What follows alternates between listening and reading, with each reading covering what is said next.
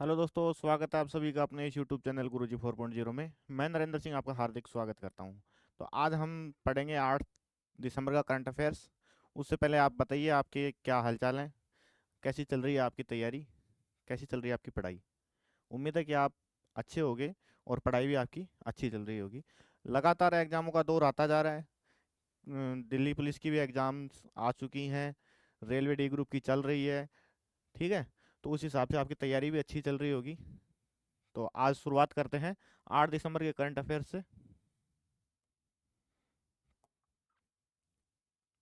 चलो, ये है आज का अपना पहला क्वेश्चन।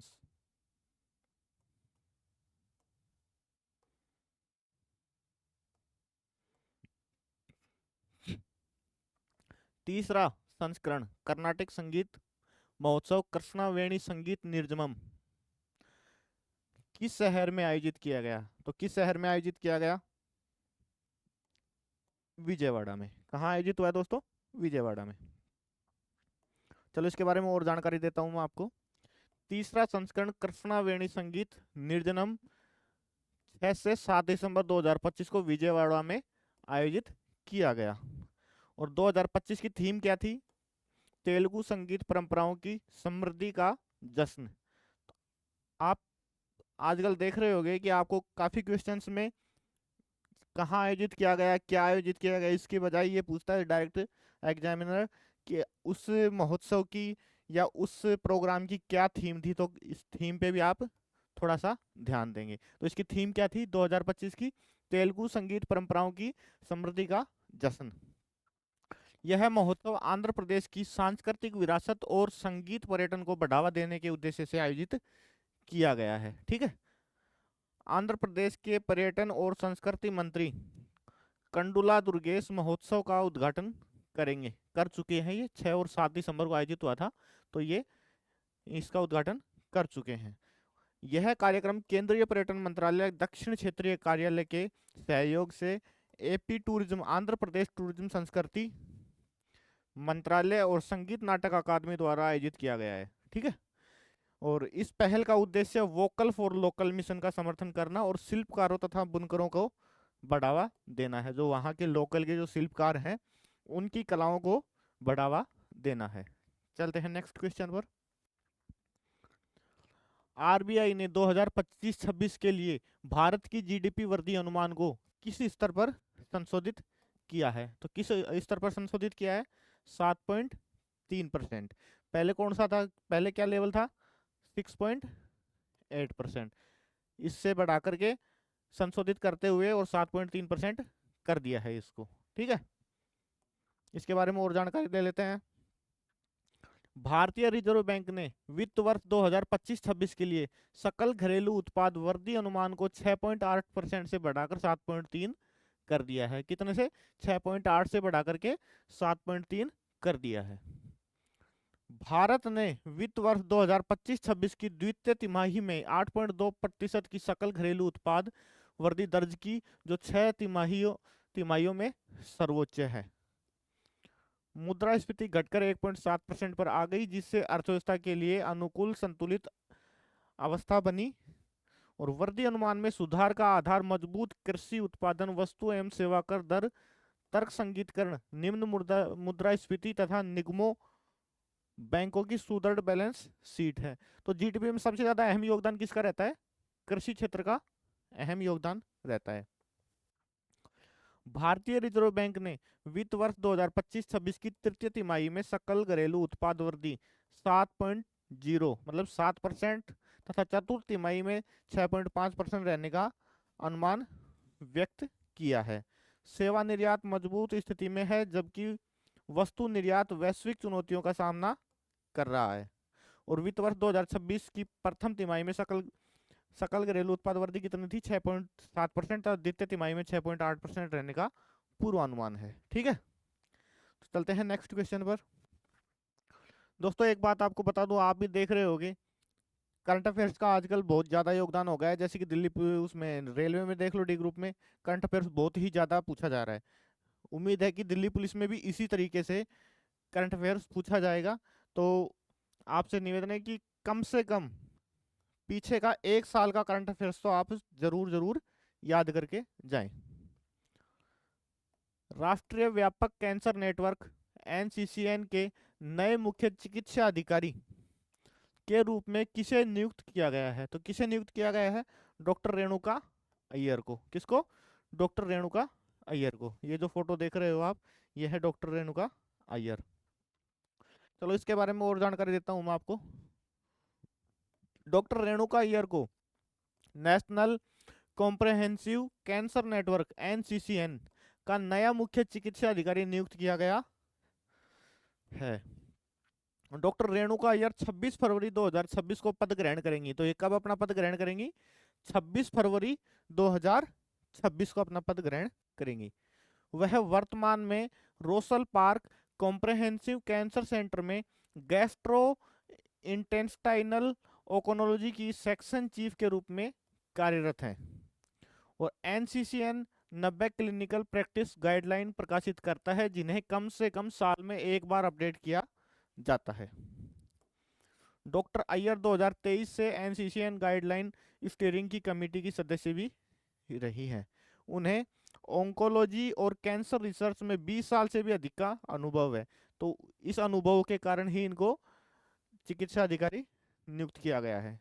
उनका विशेषज्ञता क्षेत्र और गैस्ट्रोइंटेस्टाइनल कैंसर और दुर्लभ कैंसर के रिसर्च भी इन्होंने किए हैं। ठीक है, चलते हैं नेक्स्ट क्वेश्चन पर। महापरिनिर्वाण दिवस जो डॉक्टर भीमराव अंबेडकर की पुण्यतिथि के रूप में मनाया जाता है, हाल ही में किस तिथि को मनाया गया? तो किस तिथि को मनाया गया है? वो भी 6 दिसंबर को। किस तिथि को? 6 दिसंबर को मनाया गया है। महापरिनिर्वाण दिवस प्रतिवर्ष 6 दिसंबर को मनाया जाता है जो डॉक्टर भीमराव अंबेडकर की पुण्यतिथि है। ठीक है, वर्ष 2025 में डॉक्टर भीमराव अंबेडकर की 68वीं पुण्यतिथि देश भर में विशेष रूप से चैत्य भूमि मुंबई के कार्यक्रम में साथ मनाई गई।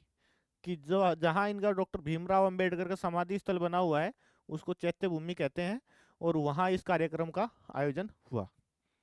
महापरिनिर्वाण शब्द का अर्थ है मृत्यु के उपरांत अंतिम मुक्ति है जो बौद्ध दर्शन की अवधारणा से ली गई है। तो बौद्ध, ये जो महापरिनिर्वाण जो शब्द है वो बौद्ध अवधारणा से लिया गया है। डॉक्टर अंबेडकर ने 14 अक्टूबर 1956 को बौद्ध धर्म स्वीकार किया था और 6 दिसंबर 1956 को उनका निधन हो गया था। मतलब 14 अक्टूबर 1956 को इन्होंने बौद्ध धर्म स्वीकार किया और कुछ ही दिनों बाद, चाहे कुछ महीने बोल दो चाहे कुछ दिन बाद बोल दो, 6 दिसंबर 1956 को उनका निधन हो गया। डॉक्टर भीमराव अंबेडकर का भारतीय संविधान निर्माण समिति के अध्यक्ष तथा भारत के प्रथम विधि मंत्री थे। संविधान निर्माता कौन थे? डॉक्टर भीमराव अंबेडकर। संविधान निर्माण समिति के अध्यक्ष बनाया गया था उनको और भारत के प्रथम विधि मंत्री भी उनको बनाया गया था। उन्होंने 1927 में महाड़ सत्याग्रह का नेतृत्व किया और 1932 में पूना पैक्ट समझौता भी किया था। उन्होंने 1924 में बहिष्कृत हितकारिणी सभा तथा 1936 में स्वतंत्र मजदूर पार्टी की भी स्थापना की थी। उन्होंने 1942 में शेड्यूल्ड कास्ट फेडरेशन स्थापित किया और बाद में दलित बौद्ध आंदोलन की शुरुआत भी की थी। ठीक है, चलते हैं नेक्स्ट क्वेश्चन पर। भारत अंतर्राष्ट्रीय विज्ञान महोत्सव 2025 की थीम क्या है? तो अभी मैंने आपको बताया था कि किसी भी प्रोग्राम के आपको उसका दिवस पूछने की बजाय कि कब मनाया गया कब नहीं मनाया गया, ये पूछने की बजाय उसकी थीम भी बहुत ज़्यादा पूछने लगा है। तो हमें क्या है कि हमें थीम भी, चाहे कोई दिवस हो चाहे कोई महोत्सव हो, कुछ भी हो, तो उसके साथ साथ उसकी थीम भी याद करना जरूरी है हमारे लिए। तो इसकी थीम क्या है? विज्ञान से समृद्धि और आत्मनिर्भर भारत के लिए। ठीक है, चलो इसके बारे में और जानकारी लेते हैं। 11वां India International Science Festival IISF 2025 6 से 9 दिसंबर 2025 तक आयोजित होगा। कब से कब तक? 6 दिसंबर से 9 दिसंबर 2025 तक आयोजित होगा। और कहाँ आयोजित होगा? IISF 2025 का आयोजन स्थल पंचकुला हरियाणा में। कहाँ आयोजित होगा? पंचकुला हरियाणा में आयोजित होगा। इंटरनेशनल साइंस फेस्टिवल 2025 की थीम क्या है? विज्ञान से समृद्धि और आत्मनिर्भर भारत, आत्मनिर्भर भारत के लिए। IISF की शुरुआत 2015 में सार्वजनिक सहभागिता और वैज्ञानिक नवाचार को बढ़ावा देने के लिए की गई। IISF का उद्देश्य पारंपरिक ज्ञान को आधुनिक विज्ञान से जोड़ना और शोध को मजबूत करना है। यह उत्सव विज्ञान आधारित राष्ट्रीय विकास और आत्मनिर्भरता पर जोर भी देता है। IISF 2025 का फोकस जैव प्रौद्योगिकी, अंतरिक्ष, कृत्रिम बुद्धिमत्ता जिसके वो AI बोलते हैं, और पारंपरिक ज्ञान का एकीकरण पर इसका फोकस है। ठीक है, तो ये है आज का नेक्स्ट क्वेश्चन। अंतर्राष्ट्रीय स्वयंसेवक दिवस 2025 का विषय क्या है? तो वही देख लो, मैंने आपको बताया था कि थीम ज्यादा पूछता, तो इसमें वापस से थीम ही पूछी है। तो इसकी थीम क्या है? इसकी थीम है एवरी कंट्रीब्यूशन मैटर्स। क्या है? Every contribution matters. अंतर्राष्ट्रीय स्वयंसेवक दिवस IVD हर वर्ष 5 दिसंबर को मनाया जाता है। कब मनाया जाता है? ये 5 दिसंबर को मनाया जाता है। IVD 2025 का विषय क्या है? हर योगदान महत्वपूर्ण।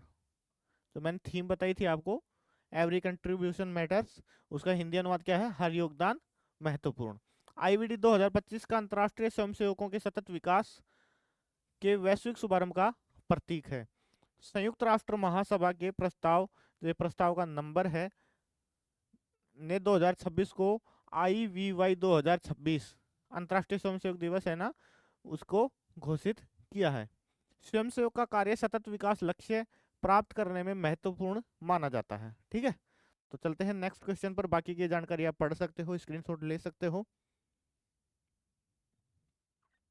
अगर आप जो करंट अफेयर्स की जो क्लास होती है, इसको इसकी जो PDF अगर आपको फ्री चाहिए, तो हमारा टेलीग्राम चैनल है गुरुजी फॉर एग्जाम के नाम से। किस नाम से? गुरुजी फॉर एग्जाम के नाम से। इस पे आप ज्वाइन कर सकते हो। इस पे आपको डेली करंट अफेयर्स की PDF मिलेगी फ्री में, जो हम यहाँ पढ़ाते हैं। बोर्ड की PDF भी आपको मिलेगी। उसके अलावा और भी कई कंटेंट हैं। टॉपिक ऑफ द डे हो गया, इंग्लिश का असाइनमेंट हो गया, मैथ का असाइनमेंट हो गया, रीजनिंग का हो गया, वर्ल्ड का जो मैप है उस पर क्या स्पेशल है क्या नहीं है, डेली का अलग अलग कंटेंट मिलेगा आपको। उस पर आपको स्टडी से रिलेटेड हर कुछ मटेरियल जो मिलेगा, डेली की न्यूज बुलेटिन भी मिलेंगी उस पर। आज का जो दिन है वो हिस्ट्री में क्या रहा क्या नहीं रहा, हर दिन मतलब हर दिन का एक हिस्ट्री का जो टॉपिक होता है वो उठ के आपको मिलेगा। जैसे आज के दिन में क्या स्पेशल हिस्ट्री में रहा था, वो भी आपको मिलेगा। तो उसके लिए जो हमारा टेलीग्राम चैनल है गुरुजी फॉर एग्जाम के नाम से, उसको आप ज्वाइन कर लीजिए, जिससे आपको हर चीज़ फ्री में प्रोवाइड होती रहे। ठीक है, और जो हमारी क्लासें चल रही हैं वो प्रॉपर यूट्यूब चैनल हमारा है ही गुरुजी 4.0 के नाम से, उस पर चल ही रही है। ठीक है, रूस हाल ही में international big cat alliance IBCA का कौन सा सदस्य बन गया है? तो कौन सा सदस्य बना है? 19वां सदस्य बना है। क्या है ये इंटरनेशनल बिग कैट अलायंस? ये जो चीता की जो प्रजाति है, जैगुआर हो गया, पूमा हो गया, लेपर्ड हो गया, लोयन हो गया, टाइगर हो गया, चीता, स्नो लेपर्ड हो गया, इनके संरक्षण के लिए ये है। रूस अंतरराष्ट्रीय बिग कैट अलायंस का 19वां सदस्य देश बना है। कौन सा देश बना है? 19वां सदस्य देश बना है। यह विकास राष्ट्रपति व्लादिमीर पुतिन की भारत राज्य यात्रा के दौरान हुआ है। तो आपने कल परसों देखा होगा कि रूस के जो राष्ट्रपति हैं वो हमारे देश में यात्रा पर आए थे। अंतर्राष्ट्रीय बिग कैट अलायंस का मुख्यालय दिल्ली में स्थित है। कहाँ स्थित है? दिल्ली में इसका मुख्यालय स्थित है। अलायंस का उद्देश्य 7 प्रमुख बड़ी बिल्ली प्रजातियों का संरक्षण करना है। किस किस का? बाघ, सिंह मतलब शेर, जो तेंदुआ जिसको आप लेपर्ड बोलते हो, हिम तेंदुआ, चीता, जैगुआर और प्यूमा, इनके संरक्षण के लिए ये है।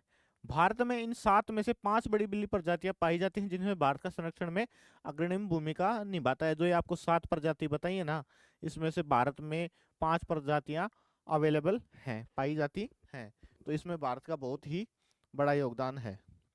95 परिक्षेत्र देश भविष्य में इस अलायंस के सदस्य बनने की संभावना रखते हैं। जो 95 देश हैं वो इस अलायंस की सदस्य बनने की संभावना रखते हैं, अर्थात वो जल्द ही वो इसके सदस्य बन जाएंगे और इस मुहिम में है अपना योगदान देंगे। सदस्य देश का ढांचा समझौता स्वीकृत कर और राजनयिक पत्र जारी कर अलायंस से जुड़ते हैं। भारत प्रारंभिक 5 वर्षों तक अलायंस के संचालन हेतु वित्तीय सहायता प्रदान करेगा। तो 5 सालों तक वित्तीय सहायता कौन प्रदान करेगा? अकेला भारत। अलायंस संयुक्त संरक्षण कार्यक्रमों, क्षमता निर्माण, प्रौद्योगिकी उपयोग और ज्ञान आदान प्रदान का समर्थन भी करता है। अंतरराष्ट्रीय बिग कैट अलायंस की अवधारणा वर्ष 2019 में पहली बार प्रस्तुत की गई थी। कब? 2019 में। अलायंस का औपचारिक उद्घाटन वर्ष 2023 में प्रोजेक्ट टाइगर की 50वीं वर्षगांठ के अवसर पर किया गया था। कब किया गया था? 2023 में, जब प्रोजेक्ट टाइगर को 50 वर्ष पूर्ण हो गए थे ना, तब किया था। प्रोजेक्ट टाइगर कब आया था?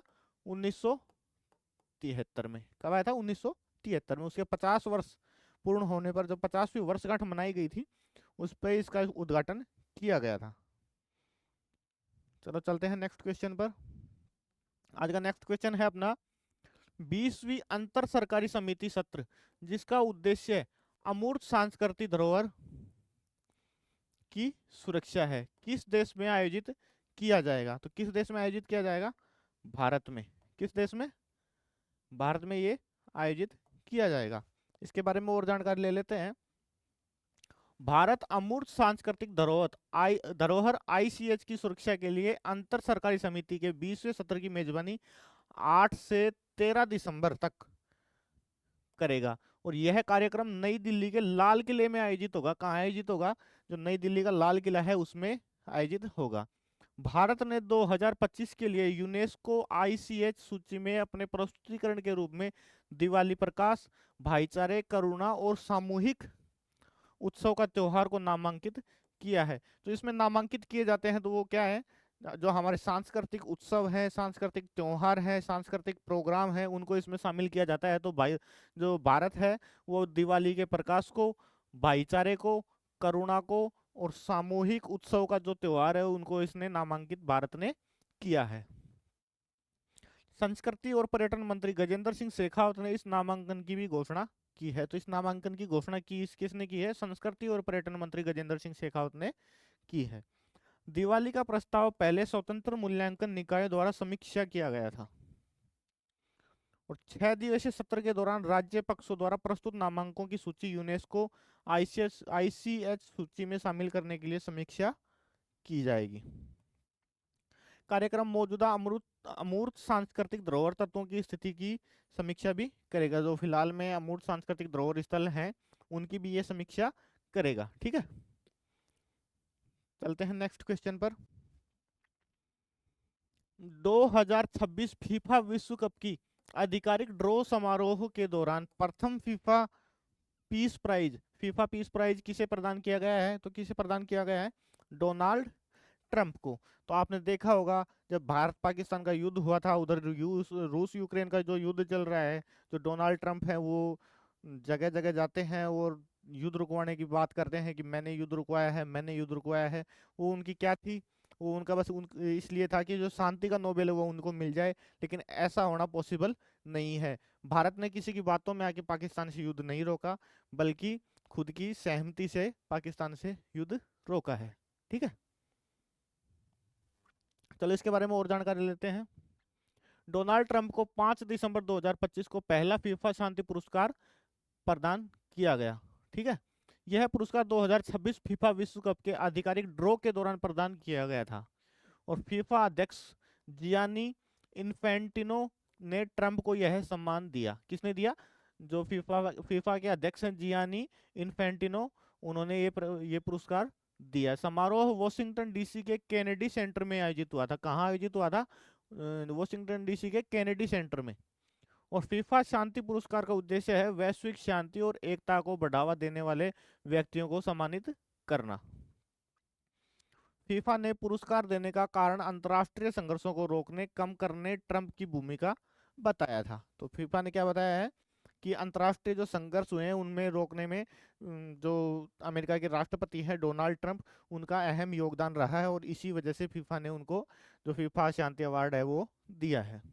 यह पुरस्कार ट्रॉफी, मेडल और प्रमाण पत्र शामिल करता है। तो इस जो फीफा ये जो शांति का पुरस्कार मिला उसमें क्या क्या है? पुरस्कार की ट्रॉफी है, मेडल है और प्रमाण पत्र शामिल है।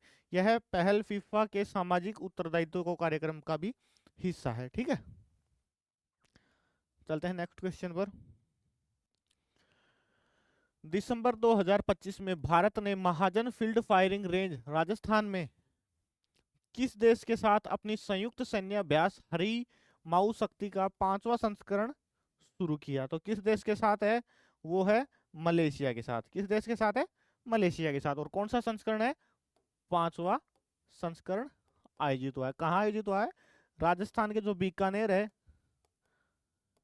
राजस्थान के बीकानेर, बीकानेर जिले में है महाजन फील्ड फायरिंग रेंज।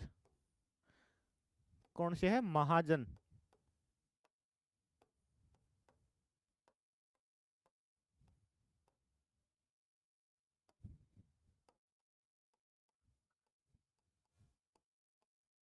महाजन फील्ड फायरिंग रेंज है राजस्थान के बीकानेर जिले में। वहां ये युद्धाभ्यास जो है वो आयोजित हुआ है। अमूमन राजस्थान में जितने भी युद्धाभ्यास होते हैं तो वो महाजन फील्ड फायरिंग रेंज बीकानेर में ही होते हैं। ठीक है, तो ये था आज का लास्ट क्वेश्चन। इसके बारे में और जानकारी ले लेते हैं। भारत और मलेशिया ने दिसंबर 2025 में हरिमाऊ शक्ति संयुक्त सैन्य अभ्यास का 5वां संस्करण शुरू किया है। कौन सा? 5वां संस्करण। और यह अभ्यास 5 से 18 दिसंबर 2025 के बीच राजस्थान के महाजन फील्ड फायरिंग रेंज में आयोजित किया गया है। कब से कब तक? 5 दिसंबर से ये स्टार्ट हुआ है और 18 दिसंबर तक ये चलेगा। हरिमाऊ शक्ति का उद्देश्य यूएन चैप्टर 7 के तहत उप संवैधानिक अभियानों के साथ सहभागिता और सहयोग को बढ़ाना है। भारतीय सेना में मुख्य रूप से डोगरा रेजिमेंट के जवान शामिल हैं। तो इस युद्धाभ्यास में अगर आपको पूछे कि कौन सी रेजिमेंट गई है, कौन से जवान गए हैं, तो डोगरा रेजिमेंट के जवान वहां हिस्सा ले रहे हैं। मलेशियाई दल में रॉयल मलेशियाई सेना के 25वें बटालियन के जवान शामिल हैं। तो मलेशिया की जो सेना है वहां रॉयल मलेशियाई सेना है, उसकी 25वीं जो बटालियन है उसके जवान शामिल हैं। अभ्यास का ध्यान सांप्रदायिक आतंकवाद और उप संवैधानिक अभियानों पर भी है। ठीक है, अभियान अर्ध शहरी, शहरी और जंगल वातावरण में यूएन चैप्टर 7 प्रकार के मिशनों के तहत किया जा रहा है। ठीक है, हरिमाऊ शक्ति एक नियमित फील्ड ट्रेनिंग अभ्यास है जो भारत और मलेशिया में वार्षिक या द्विवार्षिक रूप से वैकल्पिक रूप से आयोजित किया जाता है। यह अभ्यास 2012 में शुरू हुआ और तब से कई संस्करण आयोजित हो चुके हैं। इसका अब फिलहाल कौन सा संस्करण है? 5वां। हाल के संस्करणों में बेटोंग कप मलेशिया 2024 और Mahajan field firing range Rajasthan Bharat 2025 में शामिल है। हरिमाऊ का क्या अर्थ है? हरिमाऊ का अर्थ है मलय में शेर है, जो आक्रामक और उच्च गतिशील संचालन पर केंद्रित होने को दर्शाता है। तो ये थे अपने करंट अफेयर्स के क्वेश्चंस। उम्मीद है कि आपको क्लास समझ में आई होगी। समझ आई हो तो क्लास को जरूर लाइक करें। अगर आपके किसी दूसरे दोस्त को इसकी नीड है, उसके लिए कामयाब साबित हो सकती है, तो अपने दोस्त को जरूर शेयर करें। अगर क्लास में कुछ कमी रही है तो जरूर हमें कमेंट करके बताएं कि ये कमी रही है, हम उसको दूर करने का पूरा भरपूर प्रयास करेंगे। ठीक है, मिलते हैं कल की क्लास में।